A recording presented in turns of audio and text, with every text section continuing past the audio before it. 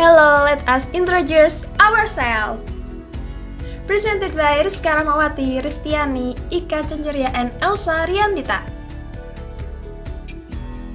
Teori kecurangan atau fraud theory terdiri dari 6, yaitu fraud triangle, fraud scale, fraud diamond, fraud pentagon, Gunn theory, dan Mice theory.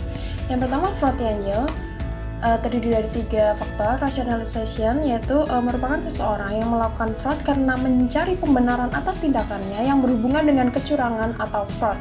Pada umumnya, seseorang itu melakukan kecurangan, tetapi hal itu merupakan haknya, atau biasanya orang tersebut melakukan fraud karena mengikuti orang sekitar.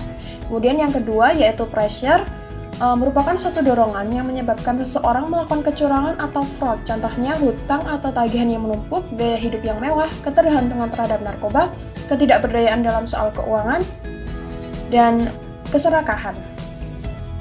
Yang ketiga yaitu opportunity atau peluang, merupakan elemen yang dapat dihindari atau diminimalkan keadaannya dengan penerapan prosedur, kontrol, proses, dan upaya deteksi dini terhadap kemungkinan adanya fraud.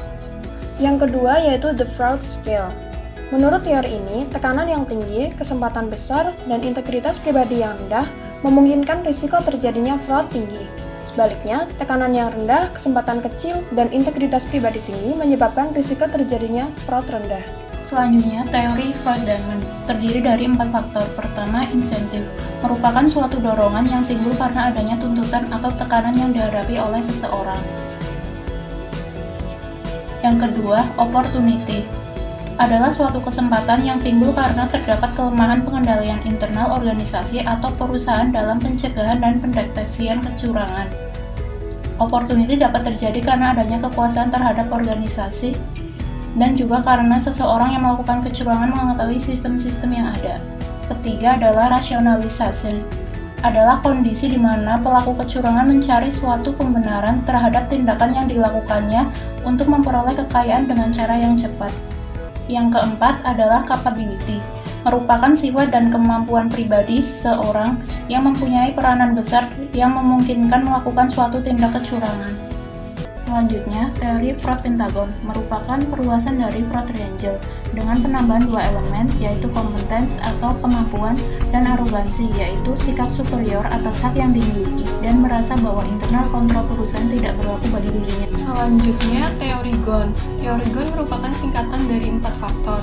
Yang pertama, greedy, merupakan keserakahan atau ketamakan. Yang kedua, opportunity, kesempatan atau peluang, merupakan suatu keadaan yang bisa datang kapan saja.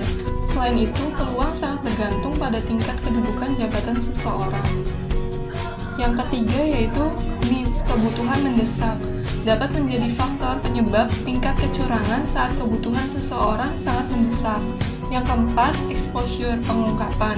Dengan terungkapnya suatu kecurangan dalam perusahaan, tidak menutup kemungkinan terulangnya hal yang sama apabila hukuman atau sanksi diberikan lemah.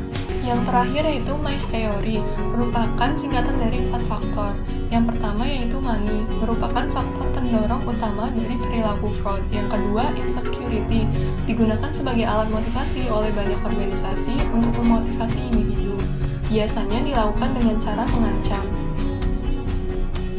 Yang ketiga, cause, banyak orang yang termotivasi untuk melakukan fraud karena sebab-sebab yang idealis.